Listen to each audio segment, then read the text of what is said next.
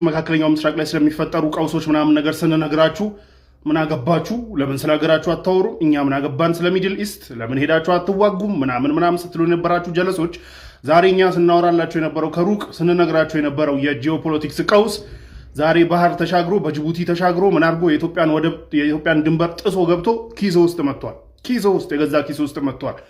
ይሄንን ቀድመህ እንድትዘጋጅ ቀድመህ እንድትሰራ መኪና ልትገዛ አስበህ ከሆነ ይሄን ነገር ሃይብሪድ ላድርገው ወይ ኤሌክትሪክ ላድርገው ወይ ስለ ሀገርስ ደግሞ ምን ማድረግ አለብኝ እንደዚህ አይነት ነገራቶች መምጣቷቸው አይቀርም ምናምን የሚለውን ነገር ጭንቅላት እንድታሰራ ነበረ።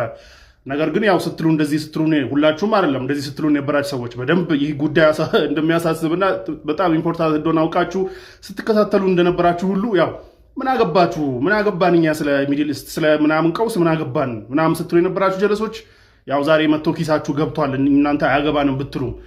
ስለዚህ የወል ብራዘር ሚድል ኢስት ስለሚፈጠር ዓለም ኢንተርትዋይንድ ነች፣ ዓለም የተሳሰረች ነች። የሆነ ቦታ ላይ የሚፈጠር ቀውስ ቀጥ ብሎ አንተ ጋር እንደሚመጣ ከዚህ በላይ መማሪያ አይኖርም ብዬ አስባለሁ። አንተ ቲክቶክ ላይ የሆነ ገሊትን እንደዚህ ያደረገቻት ምናምን የሚል ሀሜት ስትሰማ ዓለም ግን ሲዘጋጅ ነበር። ኢራን ይህ ነገር እንደሚመጣ እያወቀች ሁርሙዝ ሰርጥ ላይ የሆነ ኮሽታ እንደሚፈጠር አሳምራ ስለምታውቅ ህዝቧም ሆነ መንግስቷ ላለፉት 40 ዓመታት ራሱን ዲፌንድ የሚያደርግበትን ወይ ፈልጎ ባሊስቲክ ሚሳኤል ድሮን ምናምን ሲያመርት ሲመራመር ራሱን ሲያጠናክር ነው የቆየው። እንዳለው ደግሞ በጉልበት ነው እዚህ ዓለም ላይ በጡንቻ ነው ሁሉ ነገር የሚፈጸመው። ይሄ ነገር ሲመጣ ጥቅሙን ለማስከበር የቻለውን ሁሉ አድርጎ ሁርሙዝ ሰርጡን ድብና አድርጎ ተቆጣጥሯል።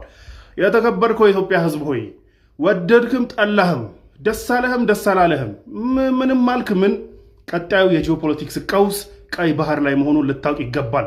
ይህ ከዚህ በፊት የሚታወቅ ነበረ። ከአሁኑ ጦርነት በኋላ ግን ጊዜ ሁሉ የለም። ዓለም አንደርስታንድ አድርጓል ሁርሙዝ ሰርጥን መቆጣጠር አለመቻልና ፓወርፉል የሆኑ ሀገር ከጎኑ መኖር ምን ያህል ዋጋ ሊያስከፍል እንደቻለ ወይም ደግሞ በሌላ አንግል ደግሞ ኢራን ራሷን አሳምራ ዲፌንድ የምታደርግበትን ወይ ማዘጋጀቷ ዛሬ ጥቅሟ እንድታስከብር ዛሬ ማንም እንደ ልቡ ቡሊ እንዳያደርጋት ጥቅሟ እንድታስከብርና ሁርሙዝን ዘግታ ዓለምን እንድታስጨንቅ መብቷን ለማስከበር ፓወር እንድታገኝ አድርጎታል። ቀድሞ መዘጋጀቷ ይሄን ነገር ቀድማ መረዳቷ ነገ ዓለም ይሄንን አንደርስታንድ አድርጓል። ነገ ቀይ ባህርን ለመቆጣጠር በጣም በቅርብ ጊዜ ውስጥ ቀይ ባህርን ለመቆጣጠር ሩጫዎች ይጀመራሉ።